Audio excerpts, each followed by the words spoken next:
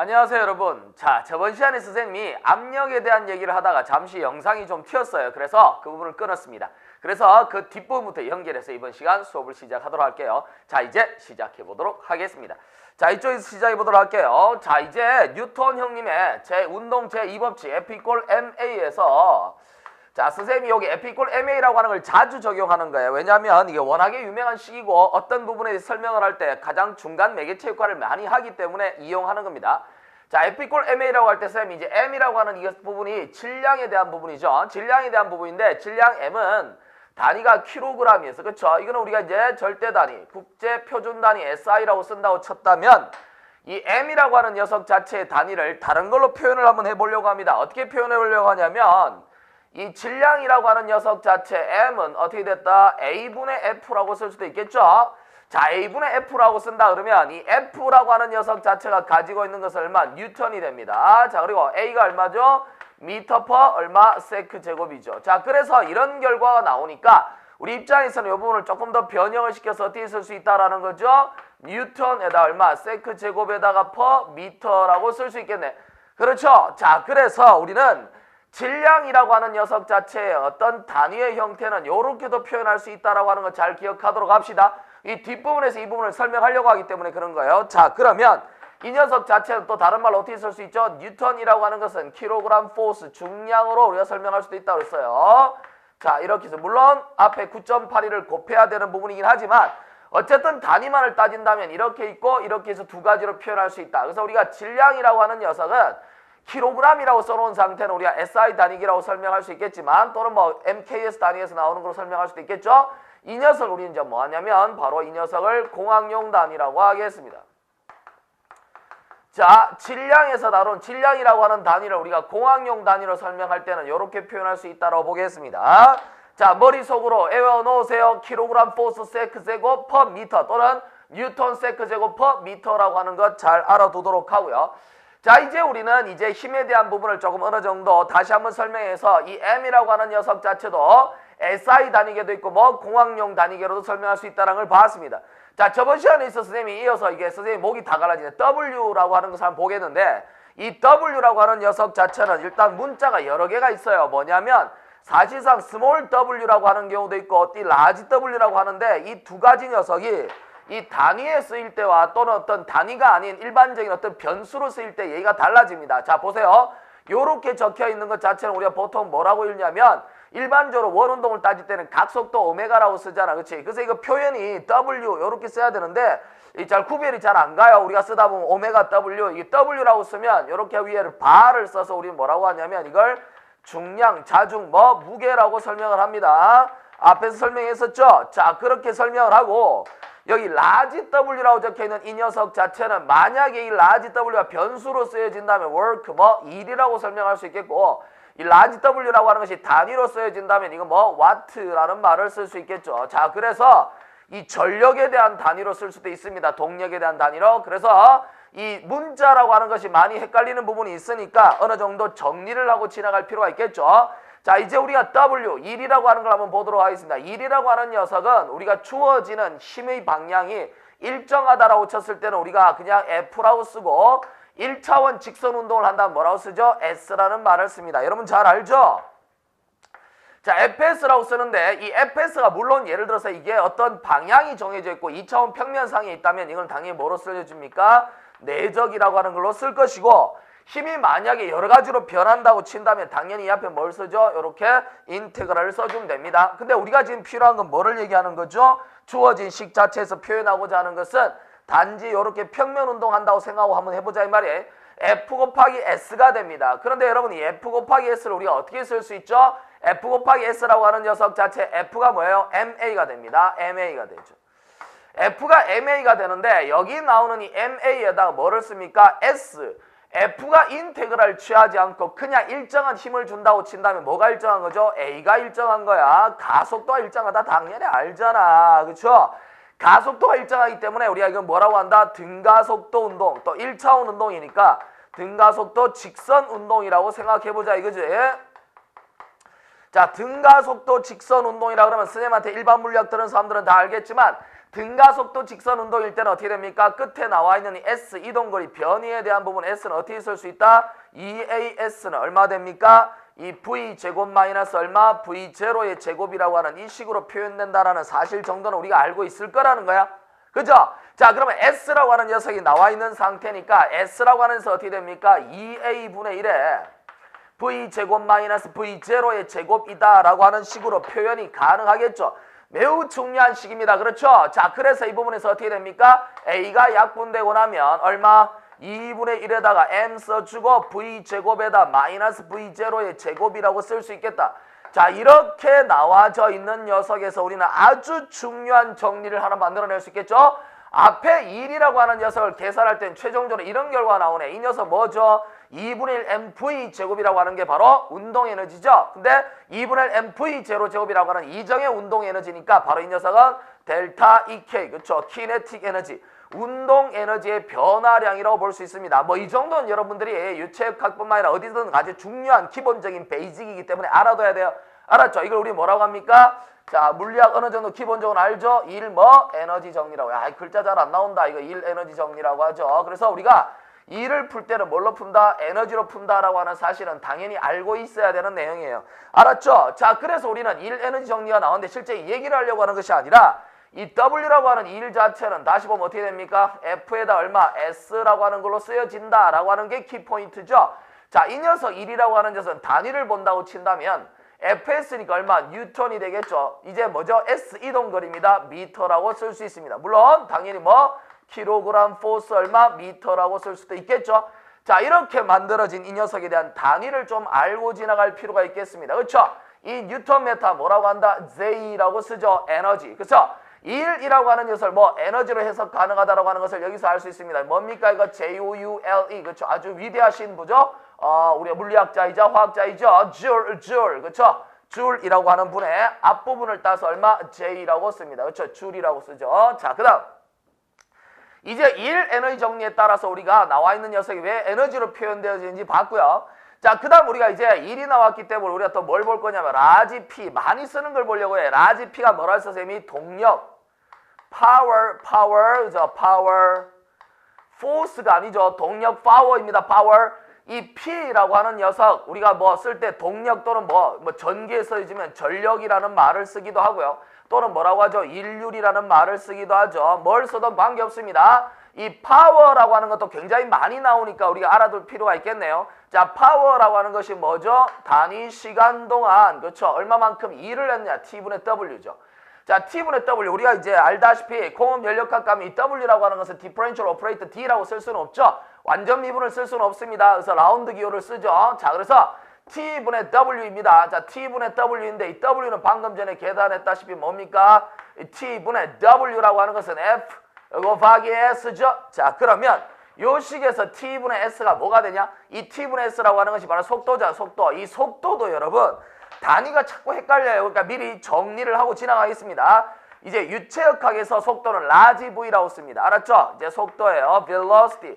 유체역학에서는 속도를 V라고 쓰고요. 그 다음에 요렇게 조그만하게 쓰는 건 일반적으로 우리가 속도라고 쓰지만 나중에 공업연력학이나 이런 부분 때문에 우리가 뭐냐면 이거는 specific, 그죠? 다시 말하면 비상태량이란 말을 쓰죠. 비최적이라고 합니다. 이렇게 쓰기도 하고요. 그 다음 얼마입니까? 최적에 관련된 거는 라지에다 이렇게 V에다 뭐합니까? 이렇게 써주죠. 그래서 요렇게 쓰면 뭐가 됩니까? 부피, 최적이 됩니다. 자, 이렇게 되기 때문에 헷갈려요. 헷갈리기 때문에 선생님 여기서 말하는 것 같아요. 유체역학에 대한 부분이 속도는 앞으로 뭐? 라지 V라고 하는 걸로 써주도록 하겠습니다. 이 말 꼬여갖고 이게 F에다 얼마? 곱하기 V가 되겠죠. 알았습니까? F에다 V가 됩니다. 그런데 여러분 그거 하나, 자, 여러분들 이제 공부를 제대로 했다면 알아먹을 수 있겠죠. 여러분 이게 뭐? 이 동력에 있어서 이게 무슨 운동이죠? 병진 운동. 왔다 갔다 하는 병진 운동이에요. 이 병진 운동에서 관련되어 있는 식 자체를 우리가 뭐로 서로 상호 조건을 만들어 볼 수 있다? 자, 일반 물리학에서는 또 공부했겠죠, 여러분? 회전 운동. 그렇죠? 회전 운동에 관한 걸로 표현할 수 있다라고 하는 건 알죠? 자, 그래서 우리가 몰랐다면 지금 아세요. 그러니까 병진 운동과 회전 운동에 대한 식을 계산할 때 우리가 요거 조금 더 어렵고 요거는 조금 거기보단 덜 어려운 부분이에요. 그렇죠? 그래서 우리가 항상 물리적인 해석을 할 때는 병진 운동으로 해석을 많이 하잖아. 왔다 갔다 병신 운동 아니잖아요. 왔다 갔다 병진 운동이 되는데 회전 운동을 해석할 때는 좀 어려우니까 병진 운동에서 회전 운동을 서로 바꿔서 왔다 갔다 할 수 있는 단위나 어떤 모양 자체를 변환할 수 있는 대응되는 어떤 문자나 물리력을 선택만 할 수 있다면 굉장히 좋은 아이디어가 될 수 있겠죠. 자, 그래서 병진 운동에 해당하는 것. 자, 회전은 여러분 앞으로 회전이 들어가는 모든 물리량에는 항상 뭘 붙이냐면 모멘트를 붙입니다. 자, 모멘트라고 하는 녀석 자체는 잠재적으로 이렇게 돌아갈 수 있는 능률, 다시 말하면 어떻게 돌아갈 수 있는 어떤 뭐라고 해야 될까? 말로 표현하기 좀 그런데 어쨌든 간에 모멘트라고 하는 녀석 자체는 뭐하고 관계 있다고? 회전과 관계 있는 부분은 다 모멘트란 말을 붙입니다. 알았죠? 그러면 이 병진 운동에 해당하는 녀석 중에서 뭐 F라고 하는 힘이 있겠죠. 이 힘과 서로 상관되는 회전하는 모멘트. 회전하는데 근데 모멘트가 붙어야 되겠죠. 근데 이게 힘하고 관계 있어요? 그러면 힘의 뭡니까? 모멘트라고 쓸 수 있겠죠. 힘의 모멘트라고 쓰면은 그 말 자체가 뭡니까? 회전에 관련된 힘이라는 뜻입니다. 알겠어요? 자, 이거는 우리가 잘 알다시피 뭐가 됩니까? 이 토크라고 해서 이렇게 쓰죠. 타우라고 씁니다. 토크라고 하죠. 회전에 돌아가는 힘, 토크예요. 근데 이 앞 글자 이 타우를 써갖고 우리는 보통 뭡니까? 토크라고 써요. 근데 이 녀석도 실제로 뭐를 얘기하냐면 유체역학에서는 이 타우라는 기호에는 다른 녀석이 배정되어 있습니다. 그래서요 우리가 이 토크라고 하는 놈이 나오면 라지 t라고 쓰도록 하겠습니다. 자, 라지 t. 자, 라지 t라고 쓰는 것을 뭐다? 토크라고 할게요. 자, 토크는 그냥 라지 t로 보겠습니다. 자, 이제 토크라고 하는 녀석이 나왔어요. 그러니까 토크가 이렇게 해서 서로 연결되겠죠. 그러면 이제 병진 운동의 V라고 하는 녀석이 뭡니까? 일반 선속도 V가 되겠죠. 그러면 회전 운동일 때의 속도는 뭐가 됩니까? 이 녀석이 병진 운동의 선속도면 회전할 때는 돌아가니까 뭐가 돼? 각속도가 되겠죠. 그렇죠? 그래서 각속도 뭐? 오메가라고 쓸 것입니다. 이해할 수 있겠죠? 자, 그래서 우리가 뭡니까? FV라고 적혀있는 이 녀석 병진 운동에서의 동력 P라고 하는 녀석, 일률이라고 하는 녀석의 형태는 회전 운동에서는 어떻게 표현할 수 있다라는 거죠? 바로 타우에다 오메가라고 쓸 수 있다라고 하는 것도 알아두도록 하세요. 되게 쉽죠? 원래 가지고 있는 병진 운동에서 회전 운동을 대응시키면 되는 겁니다. 알았습니까? 자, 그래서 자 이렇게 타우 오메가라고 썼습니다. 자, 그러면 FV라고 썼으니까요. 이 녀석 자체도 당연히 뭐가 필요하다? 단위가 필요하겠죠. 이제 파워라고 하는 단위를 가만히 보면 F가 뭡니까? 뉴턴이죠. 자, 그리고 V가 미터 퍼 세크가 되겠습니다. 자, 요렇게 표현되어진 거 우리 이제 뭐라고 한다? 라지 W라고 쓰고 뭐죠? 와트라고 뭐죠? 와트. 자, 와트라고 하는 글로 우리는 단위를 표현합니다. 자, 여기서 이 녀석은 다르게 또 뭐로 표현할 수 있습니까? 킬로그램 force 얼마? 미터 퍼 세크라고 쓸 수 있겠죠. 자, 이렇게 SI 단위계만 기억하면 되는데 문제는 이제 좀 센 나라에 있는 녀석들이 쓰는 걸 우리 또 안 쓸 수가 없거든. 그 녀석들이 세니까. 그래서 우리가 뭐를 보냐면 이 압력에 대한 부분을 떠나서 이 동력에 대한 부분은 우리가 단위가 몇 가지로 나눠주는데 이번에는 독일하고 프랑스 애들까지 같이 끼어 있어요. 그래서 독프에서 사용하는 녀석 우리가 PS라고 하는 걸로 쓰죠.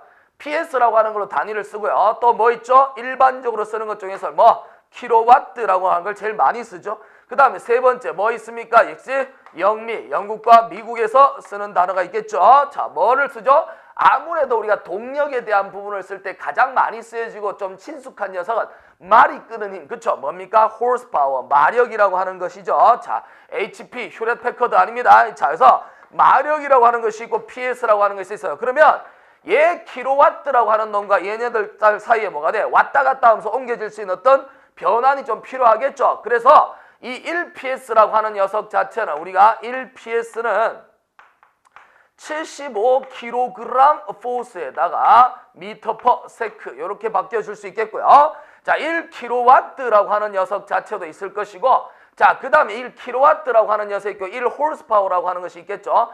1kW는 또 어떻게 쓸 수 있느냐 하면 역시 102에다가 킬로그램 포스에다 얼마? 미터 퍼 세크라고 쓸 수 있겠습니다. 정확하게 한번 본다면 이 1horsepower 같은 경우는 76.07 그죠? 이렇게 해서 킬로그램 포스 미터 퍼 세크라고 쓸 수 있습니다.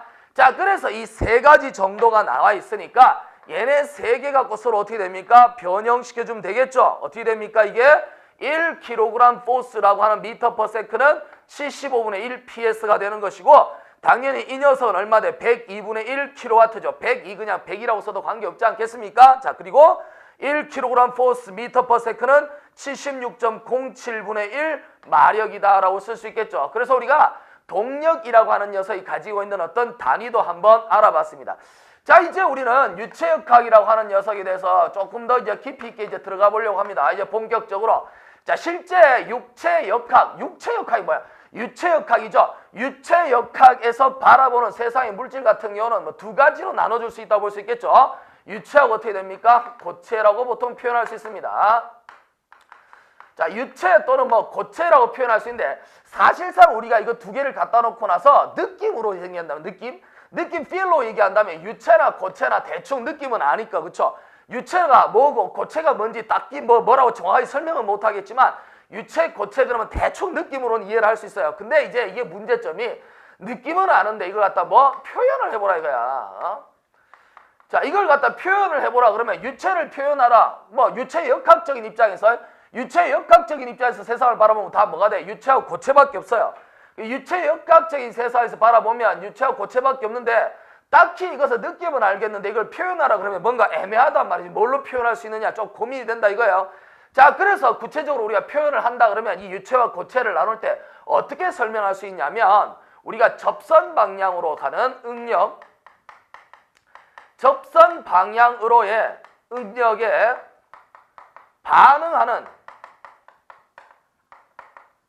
자, 접선 방향 응력에 반응하는 정도, 크기, 반응하는 정도 또는 크기로 우리가 나눌 수 있다고 보면 되겠습니다. 다시 말해서 접선 방향 응력에서 반응하는 정도가 크면 무엇이고 접선 방향에서 응력에 반응하는 정도가 작으면 무엇이냐 이렇게 해석할 수 있다는 거예요. 여기서 우리가 이 응력이라는 말이 나와 있는데 이 응력이 뭐냐면 스트레스죠.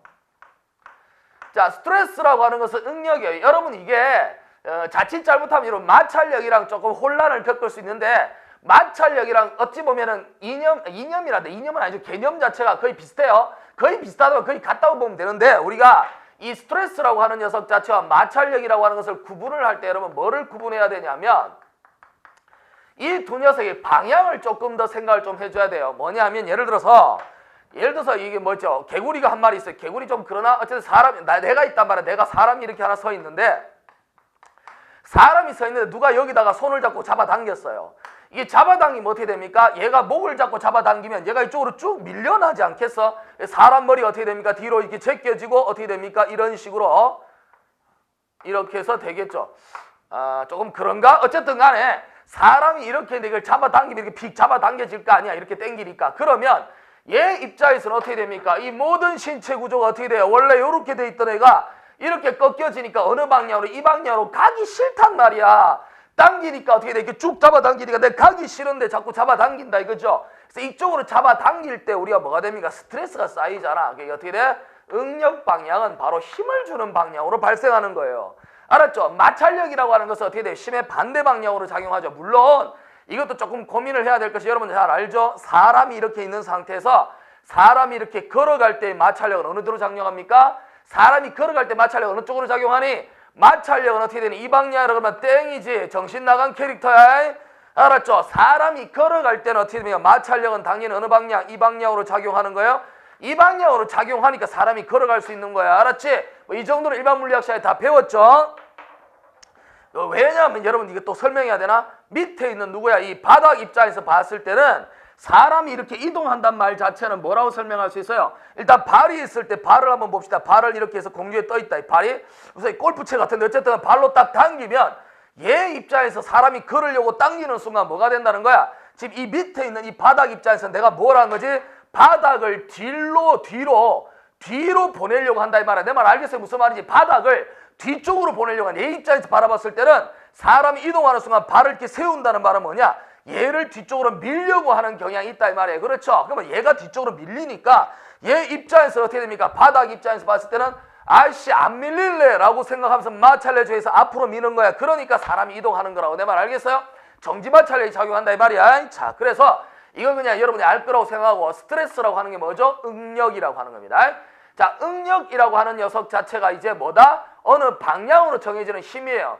근데 이 응력이라고 하는 녀석 자체에서 우리가 접선 방향이라고 한 건 뭐냐면 예를 들어서 한번 봅시다. 어떤 이런 뭐랄까 조그마한 어떤 물질이 하나 있다 보겠습니다. 이런 입체가 있을까요?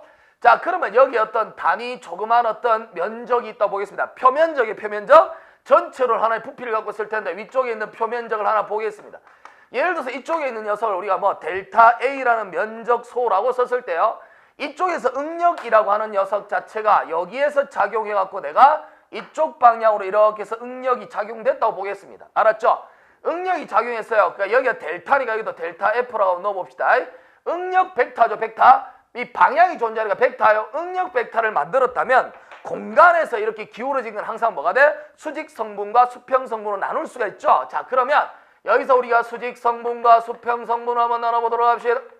자, 그러면 이쪽으로 이렇게 해서 올라가는 방향이 하나 있을 것이고 이쪽 방향으로 가는 녀석이 하나 있을 것이다라는 거죠. 자, 이 방향은 당연히 서로 뭐가 돼요? 수직이에요. 여기 있는 건 뭐죠? 델타의 F에 법선 방향에서 N이라고 쓰겠습니다. 노멀. 이쪽은 뭐야? 델타 F에다가 접선 방향이니까 뭐라고 쓸까? 바로 탄젠셜 접선의 T라고 쓸게요. 지금 이 녀석들 중에서 응력 중에서 어느 방향? 접선 방향으로 응력에 반응하는 정도예요. 그러니까 다시 말해서 오른쪽으로 가는 이 녀석에 의해서 작용하는 정도입니다. 자, 이걸 잡아당기면 이것으로 인해 발생하는 뭐가 됩니까? 압력이라고 볼 수 있겠죠. 압력과 같은 개념이지만 접선 방향 응력으로 인해서 단위 면적당 작용하는 어떤 물리적인 현상이 있겠죠. 자, 그걸 우리가 어떻게 쓰냐면 표현할 때 얼마? 델타 A 분의 델타 A분의 얼마? 델타 FT라고 쓰고요. 단위 면적당 작용하는 힘이기 때문에 어찌 보면 뭐가 됩니까? 압력과 똑같은 의미를 갖죠. 그래서 우리가 리미트 얼마? 델타 A가 제로로 갈 때 한순간에 대한 부분을 쓸 수 있겠죠. 이것을 우리는 뭐라고 하냐면 이렇게 되다 보니까 여기 있는 표면이 뭐한다? 긁어버리니까 표면 자체가 가만히 있는 게 촉땡이는 어떻게 돼? 마치 끊어지는 듯한 어떤 그런 게 있겠죠. 그런 현상. 그래서 우리가 끊어지는 형태를 갖고 있는 뭐 전단 응력이라고 합니다. 알았습니까? 그래서 전단 응력, shear라고 하죠. 자, shear 스트레스 전단 응력이라고 합니다. 이걸 우리가 이제부터 뭐 아까 얘기했던 뭐 토크에 해당하는 단어인 타우를 배치를 합니다. 그래서 이 타우는 뭐라고? 전단 응력에 관련된 얘기입니다. 자, 그래서 결론적으로 뭐냐면 유체와 고체의 구별은 접선 방향 응력에 반응하는 정도니까 전단 응력에 의해서 영향을 받는 정도를 따져준다라는 거죠. 자, 그러면 전단 응력이 뭐 한다는 거예요? 저항하는 걸 따졌을 때 이제 한번 써볼까요? 이 고체라고 하는 녀석 자체는 이 전단 응력이 뭐가 됩니까? 저항하는 힘이 있습니다. 고체라고 하는 것은 단단하니까 옆으로 잡아당겨도 거기서 안 가려고 하는 뭐가 됩니까? 저항하는 힘이 있겠죠. 그래서 고체라고 하는 것은 전단 응력에 저항하는 정도가 있기 때문에 우리는 그걸 고체라고 하고요. 유체 같은 경우는 어떻게 됩니까? 아무리 작은 전단 응력이 있다 하더라도 저항 자체가 안 된다는 거예요. 물이나 이런 거 보죠. 공기 같은 경우는 아무리 작은 걸로 당긴다 하더라도 저항을 못하죠. 물론 이 저항이 안 되긴 하지만 여기에 약간의 어떤 조건이 들어갑니다. 일단은 이 조건을 만족하는 상태에서 뭐 비스코시티, 뭐 점도라고 하는 것이 들어간다면 저항을 하게 되겠죠. 자, 그러다 보니까 끈끈하니까 저항을 하니까 뭐가 됩니까? 어떤 물체가 이렇게 쭉 당기다 보면 끈끈하니까 저항을 하는 부분 때문에 뭐가 생기죠? 상대적인 이동이 유체 이동이 발생하는 거죠. 자, 거기에 대한 부분은 이제 나중에 설명하도록 하고요. 자, 유체와 고체를 구분하는 방법은 뭐라고? 저항을 우리가 전단 응력에 대해서 저항을 잘 하느냐, 저항을 하지 못하느냐, 저항을 잘 하느냐로 우리가 구분할 수 있다라는 겁니다. 알았습니까? 자, 그래서요. 이제 유체와 고체를 갖다 우리가 이제 구분을 했는데 이제 우리 뭡니까? 이제 유체라고 하는 녀석에도 이제 관심을 가져야겠죠. 우리가 관심 있는 부분이 뭡니까? 이제 유체역학이니까 유체 부분에 관심을 많이 가질 겁니다. 그렇죠? 자, 그래서 우리가 유체, 그러면 우리가 일반적으로 잘 알고 있는 내용이 뭐죠? 유체라고 하면 다 알고 있는 녀석이 뭐? 액체와 뭐죠? 기체로 나눌 수 있을 것입니다. 자, 액체와 기체라고 나눌 수 있었는데 자, 이제 둘도 어떻게 구별할 것인지에 대한 설명을 좀 해야 되겠죠? 저쪽으로 넘어가서 이제 설명을 계속하도록 하겠습니다. 아, 선생님 자꾸 입에서 거품이 나오네요. 수업이 너무 많아서 그런 건지 아니면 나이를 처먹어서 그런 건지 개거품 선생님 될 뻔하겠네. 이거 진짜 큰일 났네요. 자, 선생님이 계속해서 입 근처를 닦더라도 이해해 주십시오. 여러분, 보기에 민망한 것보다 낫지 않겠습니까? 자, 봅시다. 자, 이제 우리는 액체와 기체를 이제 관심을 갖고 보겠는데 자, 액체를 보겠습니다. 자, 액체와 기체를 한번 구별을 해보겠는데요. 자, 액체와 기체를 구별하는 방법은 이 두 가지 다 우리가 무엇으로 나눠주냐면 응집력으로 나누겠습니다. 그래서 응집력으로 얼마만큼 잘 붙어 있느냐라는 응집력 차이로 우리가 구분을 좀 할 수 있겠죠. 자, 응집력 차이로 구분한다라고 하는 것은 그럼 응집력이 어떻게 될 것이냐? 자, 첫 번째 액체. 액체는 응집력이 상당히 크죠.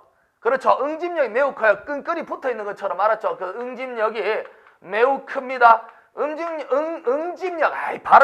응집력이 매우 크고요. 자, 기체라고 하는 것은 어떻게 됩니까? 응집력이 떨어지죠. 자, 응집력이 떨어지니까 잘 붙어 있지는 않아요. 그 말 자체로 우리가 뭐를 얘기합니까? 분자, 입자 간의 거리가 매우 넓다는 거죠. 거리가 매우 멀다죠. 떨어져 있다는 얘기예요. 자, 분자 간의 거리가 매우 멀다라는 것이에요. 자, 그러니까 듬성 모여 있다라는 거예요. 그러니까 당연히 뭐가 돼? 이 말 나왔다는 것은 이것으로 인해 뭘 한다는 거죠? 바로 이 기체라고 하는 건 뭐 한다는 거죠? 팽창을 한다는 거예요. 팽창을 하다 보면 쭉쭉 가다 보면 어떻게 돼? 어떠한 벽이 나와야 되지. 어떠한 벽이 나온다고 쳤을 때 예를 들어서 벽이 이렇게 있으면 옆에 월 있어요. 월. 자, 벽이 있다면 팽창을 하다 어떻게 돼? 벽을 만나면 더 이상 팽창하지 않겠죠. 어떠한 제약 조건이 나타날 때까지는 계속해서 뭐가 된다? 팽창을 하는 결과를 갖게 됩니다. 자, 그런 결과를 갖는 것이 우리는 뭐 기체라고 볼 수 있겠고요. 이제 액체라고 하는 녀석 자체는 응집력이 매우 높아요. 그래서 어떻게 돼? 굉장히 빽빽하죠. 이 단어 써대나 빽빽 이렇게 돼. 빽빽하다. 서로 붙어 있다라는 거죠. 조밀조밀하게 딱 붙어 있다는 거예요. 자, 그렇기 때문에 어떻게 됩니까? 빽빽하기 때문에 응집력이 커서 뭉쳐져 있기 때문에 어떻게 됩니까? 하나의 뭐죠? 이 말 자체가 나온 거는 부피, 최적을 유지하려는 경향이 있죠. 그 상태를 유지하려는 경향이 있어요. 최적을 유지하려는 경향이 있지만 이 응집력이 떨어져서 서로 퍼져 있는 기체 같은 경우는 어떻게 됩니까? 부피가 어떻게 됩니까? 일정하지 않죠. 어떤 제약 조건이 들어간다면 일정하게 만들 수 있지만 특별하게 가만히 놔두면 부피가 일정하다는 말을 할 수가 없습니다. 당연한 얘기가 되겠죠. 그렇죠? 그러니까 퍼져나간다는 거야. 자, 그러다 보니까 이 녀석은 최적을 유지하려는 경향이 매우 강해요. 그래서 만약에 어떤 틀 안에 들어가 버리면 그 체적을 그대로 유지하려는 경향이 매우 있겠죠. 자, 그러다 보니까 이게 액체라고 하는 녀석은 이렇게 표현되는데요. 이 녀석은 이렇게 액체가 이렇게 보다 보면 어떤 용기가 이렇게 하나 있다라고 본다면 용기 안에 이렇게 들어갔다고 칩시다. 자, 용기 안에 이렇게 들어가 있다. 오늘 왜 이렇게 목이 가지? 용기 안에 우리가 이렇게 액체를 집어넣어놨다면 이 액체가 요 용기 안의 모양을 그대로 유지하려고 하겠죠. 물론 기체도 당연히 이 용기 안을 갖다가 그대로 유지되어지는 상태로 나타날 겁니다. 액체는 어떤 모양이라는 게 있지만 기체라고 하는 건 모양이 없죠. 그래서 기체의 모양을 뭘로 판단한다? 용기의 형태를 가지고 판단하죠. 그렇죠? 자, 그러면 여기다 액체를 넣어놨을 때는 기본적으로 어떻게 됩니까? 위쪽에 예를 들어서 이쪽에 어떤 구속이 없다고 보겠습니다. 다시 말하면 제약이 없다고 볼게요. 제약이 없다고 보면 액체 같은 경우는 위에 탁 올려놓으면 어떻게 됩니까? 바로 이런 무엇을 만족하려고 하지? 바로 수평면을 만족하려고 하죠. 자, 수평면을 만족하려고 한다는 것 자체는 당연히 우리 지구상에 뭐가 존재하기 때문에 중력이 존재하는 그 힘의 영향이 들어가 있죠. 중력장이죠. 그러니까 중력장 속에 들어가 있기 때문에 당연히 뭐 구속되지 않다면 당연히 수평면을 유지하려고 할 겁니다. 그래서 어떻게 됩니까? 항상 요 면을 만들려고 하죠. 이걸 우리 다른 말로 뭐라고 하냐면 자유표면이라고 하죠. free surface. 뭐 어떠한 압박과 핍박을 받지 않는 곳이다. 이 자유로운 입자의 세계란 얘기야. 자, 이렇게 될 것입니다. 만약에 그런데 예를 들어서 우리가 이걸 만약에 구속을 하게 된다면 예를 들어서 어떻게 윗부분을 이렇게 구속한다면 당연히 어떻게 됩니까? 기울인다 하더라도 이 부분을 그대로 만족하겠죠. 왜? 이 속에 꽉 차 있는 녀석이 어떻게 이렇게 기울인다 하더라도 이 모양 자체는 그대로 갈 겁니다. 아니면 위쪽을 구속하지 않은 상태라고 할 때 이 녀석 전체를 뭐합니까? 이렇게 기울인다면 당연히 어떻게 됩니까? 물 자체도 기울어지면서 다시 뭘 만들려고 한다? 수평을 만족하려고 하겠죠.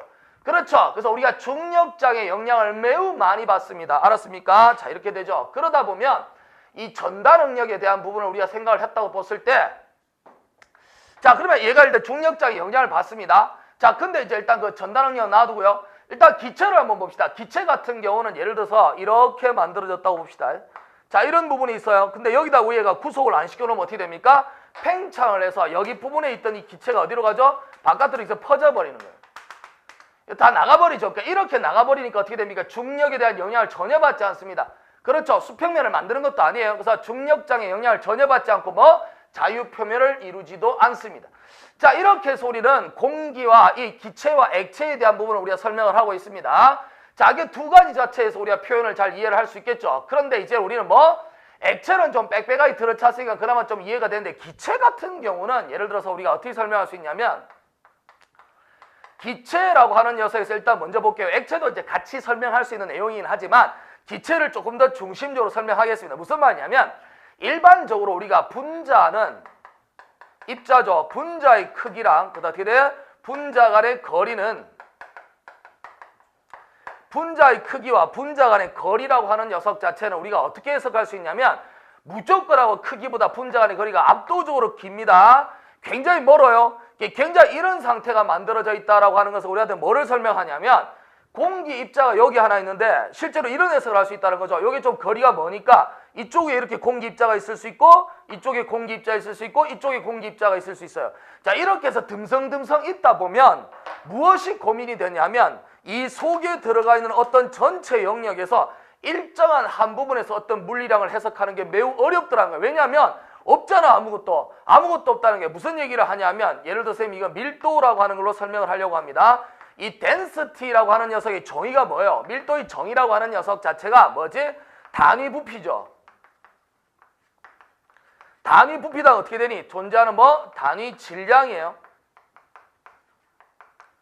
자, 단위 부피당 단위 질량이 됩니다. 자, 단위 부피당 단위 질량이 되다 보니까 이 밀도를 해석할 때는 단위 부피를 하나 잡을 거 아니냐, 그쵸? 그리고 기체라고 하는 녀석 자체는 자유롭게 이동을 하고 팽창하다 축소하다가 지네들 에너지 따라서 진멋대로 움직이는데 엄청난 경계면을 가지고 예를 들어서 어떤 입자의 어떤 단위 경계를 하나 만들어 보겠습니다.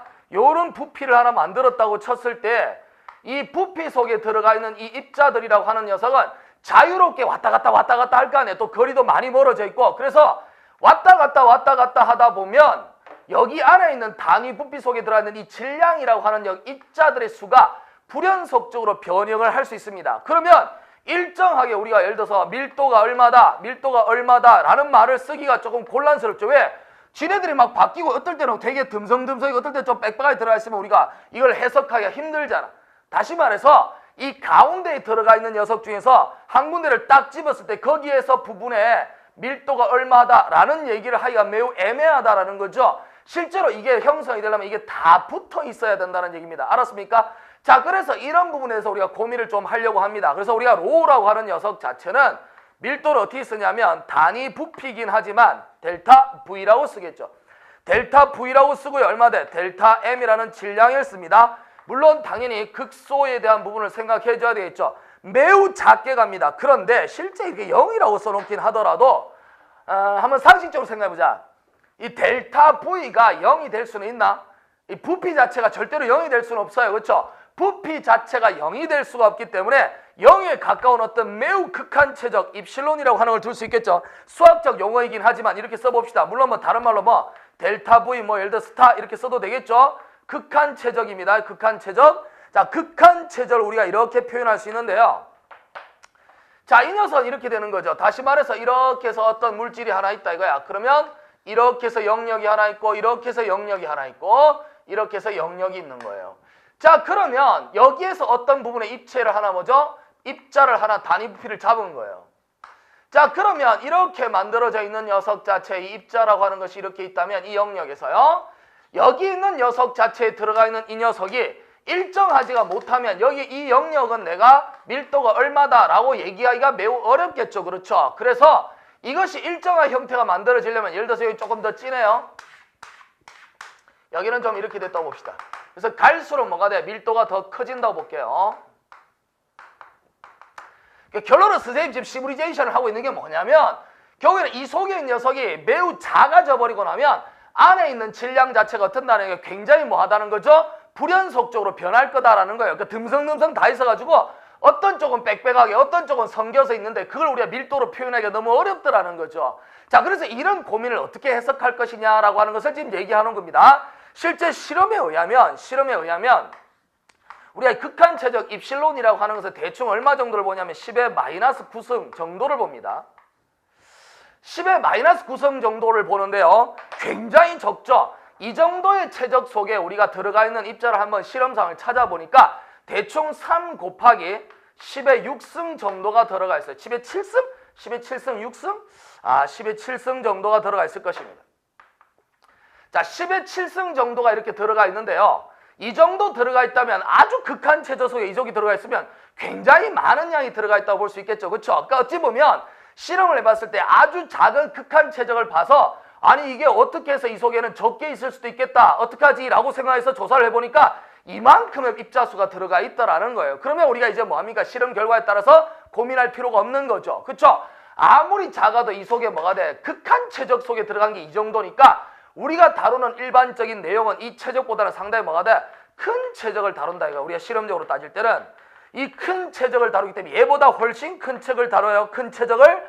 그러니까 당연히 제일 극한 최적도 이만큼 들어가 있다면 큰 최적을 따졌을 때 당연히 어떻게 됩니까? 이보다 훨씬 많이 들어가기 때문에 굉장히 빽빽하게 들어가 있다고 생각해도 되겠죠. 알았습니까? 실제 우리가 이거 조사해보면 어떤 결과가 나오냐면 이 분자 간의 거리의 한 세제곱, 그러니까 분자 간의 거리의 세제곱보다 누가 하냐면 단위 부피라고 하는 녀석이 경계죠. 단위 부피라고 하는 녀석 자체가 다 분자 간의 거리의 세제곱보다 더 큰 결과를 갖고 온다면 이 경우에 한해서는 아무리 경계를 통해서 수없이 많은 입자들이 들어갔다가 나왔다가 이렇게 하더라도 항상 어떻게 된다? 이 안에 있는 녀석 자체는 일정한 양을 유지한다고 이렇게 볼 수 있습니다. 알았습니까? 자, 그래서 우리가 이 정도의 어떤 실험 결과가 나왔으니까 사실 이거는 별로 알 필요는 없지만 선생님이 얘기하고 싶은 건 뭐냐면 결과론적으로 따진다 그러면 이 속에 들어가 있는 녀석 자체의 밀도라고 하는 녀석은 실제 아주 작은 부피로 갔을 때는 이 기체에 들어가 있는 입자들이 서로 간격이 매우 멀어서 섞여 있기 때문에 그 부분에 있어서 우리가 해석하는 게 어렵지 않겠느냐라는 어떤 기우가 있었는데 그 기우를 조사를 해보니까 어떻게 된다고? 전혀 신경 쓸 필요가 없다라는 거죠. 일반적으로 우리가 다루는 건 이 극한 체적보다 훨씬 더 큰 체적이고 보통 1세제곱미리 정도 되는 거, 자 1세제곱미리 정도 되는 녀석을 봤을 때 우리가 이 정도 안에 우리가 조사를 해보면 대충 얼마냐면 2.6 곱하기 10의 16승 정도까지의 어떤 입자들이 들어가 있기 때문에 우리가 충분히 우리가 연속돼 있다라고 얘기를 할 수 있습니다. 그러니까 더 끊어지지 않고 붙어 있다라는 거죠. 자, 이렇게 해서 만들어져 있기 때문에 우리가 뭘 얘기하냐면 이 결과에 따라서 우리는 이 식을 보고 우리 뭘 할 수 있다는 거죠. 이 안에 들어있는 뭐죠? 입자라고 하는 것을 분자들은 서로 뭐한다? 연속적이다. 이런 얘기를 할 수 있다라는 거죠. 분자들은 뭐다? 서로 연속적이다라는 말을 쓸 수 있다라는 거예요. 자, 이제 연속적이란 말을 썼다라고 하는 녀석 자체, continuum. 이제 쌤이 기체 갖고 설명을 했지만 실제 뭐 기체가 이러할지인데 액체는 더 촘촘하니까 당연히 성립되겠죠. 그래서 분자들은 연속적이다, continuum이다 라고 우리가 이제 생각하게 되겠고 사실상 이 말을 쓰는 이유는 뭐 때문이냐면 점함수, 다시 말하면 로우라고 하는 녀석 자체가 일정한 한 지점에서 뭐로 생각할 수 있다는 거죠? 점함수로 해석할 수 있다는 거예요. 점함수로 해석할 수 있다는 말은 뭐냐면 로우라고 적혔을 때 x, y, z라고 하는 걸로 표현할 수 있다는 겁니다. 물론 당연히 시간에 따른 변화도 존재할 수 있기 때문에 우리가 이렇게 표현을 하기도 하죠. 자, 이렇게 표현되었기 때문에 우리가 뭐 연속이라는 얘기를 하는 이유는 바로 뭘 하려고 한다? 바로 미분으로 형태를 뭐 해석할 수 있다라는 겁니다. 사실상 지금 연속체라는 말을 쓰는 이유는 바로 미분적인 해석이 가능하고 뭐가 돼? 필드, 장이라는 개념을 쓸 수 있다라는 거죠. 뭐 이 정도로 여러분들이 머릿속으로 기억해 주면 되겠습니다. 자, 이렇게 해서 우리는 전체적인 아이디어를 한번 봤습니다. 그래서 실제 주어진 녀석 자체의 해석을 하는 부분 자체가 많이 복잡할 수 있는 부분이 있겠지만 그러나 연속체에 대한 개념을 왜 쓰는지에 대한 부분은 우리가 잘 알 수 있을 것입니다. 물론 이제 연속체라는 걸 할 때 우리가 이제 특별하게 우리가 또 아는 내용 중에 뭐 써야 될 용어 중에 하나 뭐냐면 평균 자유 경로라고 하는 것도 있죠. 자, 이게 평균 자유 경로라고 하는 것은 우리가 여기 한번 볼까요? 주어져 있는 녀석 자체가 이렇게 표현되어 있을 때 얘처럼 이렇게 그냥 쭉 가만히 놔두고 나면 지멋대로 퍼져갖고 쭉 나와 있는 녀석, 요건 아까 설명을 안 했네요. 요거 우리가 나중에 뭐라고 하죠? 대기는 항상 뭐라고 생각한다? 유체 정력학적인 부분으로 생각하죠. 이런 걸 유체 정력학적 대기라고 합니다. 자, 그 다음 여기서 이제 뭡니까? 왔다 갔다 하는 입자들이 모여 있을 거 아니야. 그러면 분자 간의 거리라고 하는 것이 있겠죠. 근데 이 녀석이 어떤 분자는 여기 있어서 요만큼 거리가 나오고 어떤 녀석은 여기 있어서 이만큼 거리가 나올 수 있으니까 분자 간의 거리는 천태만상이겠죠. 그렇죠? 천태만상이다 보니까 이걸 다 표현할 수 없어서 우리는 뭐합니까? 이걸 평균이라고 잽니다. 근데 입자들이 가만히 멈춰 있는 것이 아니고 끊임없이 운동하고 있기 때문에 운동하는 녀석들의 어떻게 분자 간의 거리를 평균되는 건 어렵죠. 그래서 우리가 여기 지금 나와 있는 요 용어를 씁니다. 그렇죠? 뭡니까? 평균 자유 경로라고 합니다. mean free, 그죠? mean free path, 그죠? 라고 하죠. 자, 이 mean free path라고 하는 게 뭡니까? 자, 이거는 이제 뭐냐면 어떤 입자들이 있을 거 아니니 공간에서. 그치? 입자들이 이렇게 쫙 모여 있을 거란 얘기야. 입자들이 모여 있을 때에 여기 있는 10세란다. 이게 미안합니다. 이게 평소에 이게 오프라인에서 하던 습관이 들어갔고 미안해요. 자, 여기 나와 있는 이 입자가 하나 있어요. 네, 입자가 이동해서 여기 있는 입자랑 부딪힌 거예요. 자, 부딪혔을 때까지 이동한 거리. 충돌까지의 거리죠. 이 충돌까지 거리에 뭐가 됩니까? 여러 개가 있을 거 아니니 얘가 여기다 충돌할 때는 이만큼 가서 충돌할 것이고 그래서 충돌하는 데까지 걸린 거리가 있을 거 아니에요? 이 거리를 뭐 한 겁니까? 평균을 나눈 겁니다. 평균으로. 이 평균으로 나눠서 대표 별량을 맞는 것이 mean free path. 그렇죠? 평균 자유경로라고 해요. 보통 우리 뭐라고 쓰죠? 이거를 람다라고 씁니다. 이 평균 자유경로는 우리가 조사를 해보면 일반적으로 예를 들어서 예를 들어서 어떤 직경이라고 하는 게 있어 봅시다. 물리적인 길이라고 보면 되겠습니다. 또는 다른 말로 얘기했을 때 우리가 특성 차원 이렇게 얘기도 하죠. 그러니까 어떤 물체의 관심 영역에서 만약에 이 어떤 파이프라고 하는지 파이프 속에 들어가 있는 직경이라고 하는 녀석이 있다면 다이아메터, 이 직경 자체가 우리가 관심 있는 물리적인 길이죠. 이걸 다른 말로 우리 뭐라 하냐면 또 중요하게도 특성 차원이란 말로 표현하기도 합니다. 그냥 물리적인 길이라고 생각하면 돼요. 특성 차원 또는 D 또는 전체적으로 길이니까 물리적 길이 L이라고 쓸 수 있습니다. 이걸 우리가 한번 보면요. 람다라고 하는 녀석과 L을 비교해 보면 이 녀석 자체가 압도적으로 큽니다. 그렇기 때문에 우리가 무조건 어떻게 된다는 거죠? 평균 자유경로 자체가 이 평균적인 이 특성 차원보다 워낙에 적기 때문에 다 이 속에 이렇게 확 모여 있다라고 생각하면 된다는 얘기예요. 알았죠? 다시 말해서 이 말 자체도 우리가 뭐다라고 생각하면 된다? 이 유체나 기체 같은 건 뭐다? 연속체다라는 개념을 써도 된다는 거예요. 그래서 우리가 이 정도는 우리가 알아두면 되겠습니다. 그래서 이렇게 해서 우리가 이제 연속체란 개념 많이 쓴 이유는 바로 뭐 때문이다? 점함수를 만들어서 뭐 한다는 거죠. 그 부분에서 미분을 좀 할 수 있을까? 이런 얘기 알겠죠? 그러니까 다다다닥 붙어 있다라고 생각합니다. 근데 물론 다 그렇지는 않죠. 보통 기체 같은 것도 우리가 수면 위에 대한 부분과 수면 위에서의 기체에 대한 어떤 평균 분자 간의 거리를 한번 재본다고 치면 좀 달라요. 그러니까 예를 들어서 6 곱하기 한 10에 마이너스 얼마? 6승? 마이너스 16승? 6승 정도입니까? 네, 마이너스 6승. 이 정도네. 그래서 수면 위에는 6 곱하기 10에 마이너스 6승 센티미터 정도가 이렇게 떨어져 있어요. 이건 거의 다다다다다 붙어 있다고 할 수 있겠죠. 그런데 이게 엘리베이션, 그러니까 고도에 따라 좀 달라요. 그러니까 고도에 좀 다르다는 말은 100km 정도 고도에 올라가면 이거는 한 3cm 정도에서 한 10cm 정도짜리 차이가 납니다. 자, 그런데 이게 150km가 넘어가 버리면 위로 올라가면 공기가 뭐가 되냐면 거의 3m 이상으로 벌어지는 경우가 생겨요. 그러면 이 말 자체를 얘기한다 그러면 여기는 상관없는데 고도가 올라가면 올라갈수록 이걸 연속체란 말을 쓰기에는 애매하잖아. 3m나 되는데, 그쵸? 불연속적이란 말을 쓸 수 있겠죠? 자, 그래서 일반적으로 우리가 어떻게 돼? 이 근처에 있는 놈만 해석합니다. 더욱더 올라가서 만들어진 당연히 공기가 뭐하죠? 희박하죠?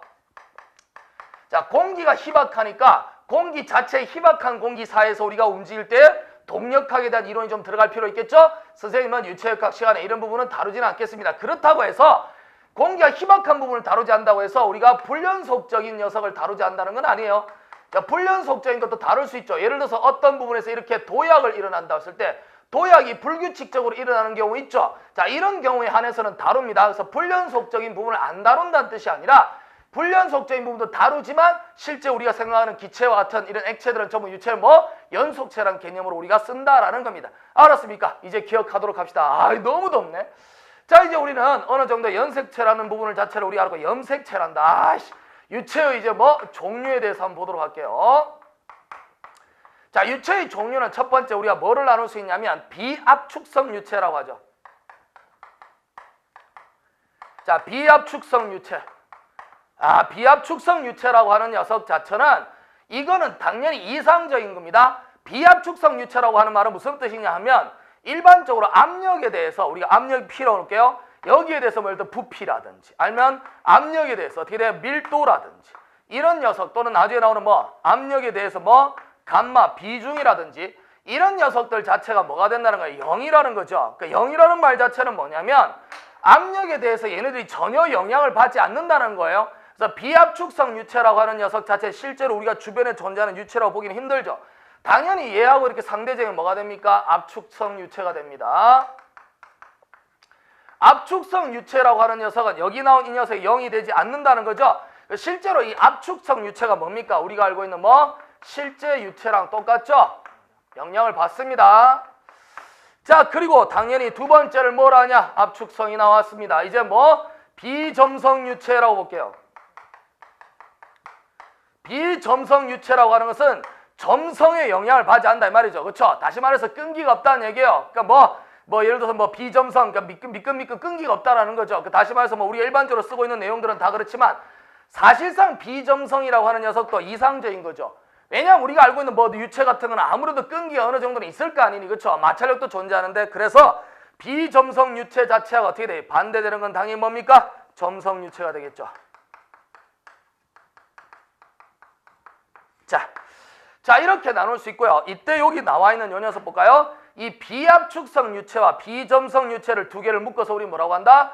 자, 실제로 뭐가 돼? 이상기체, 이상유체라고 합니다. Ideal fluid 또는 뭐 perfect라고 쓰죠. 완전유체라고 해요. 자, 물리적인 해석을 할 때는 이만큼 좋은 건 없지만 실제 기체와는 조금 다릅니다. 그렇죠? 나머지는 어떻게 됩니까? 실제 기체라고 할 수 있겠습니다. 자, 이제 세 번째를 보도록 할게요. 세 번째는 어떻게 되냐면, 자, 세 번째는 여기다 써볼게요. 뉴턴 유체죠. 자, 뉴턴 유체는 뉴턴의 점성 법칙을 만족하는 겁니다. 뒤에서 이제 끈기할 때 배우겠지만, 점도 끈기가 존재하지 않는 녀석들을 얘기해요. 당연히 뭐 비뉴턴 유체로도 이제 나누겠습니다. 실제 우리가 다루는 모든 유체 같은 경우는 어떻게 되면 뉴턴 유체를 말합니다.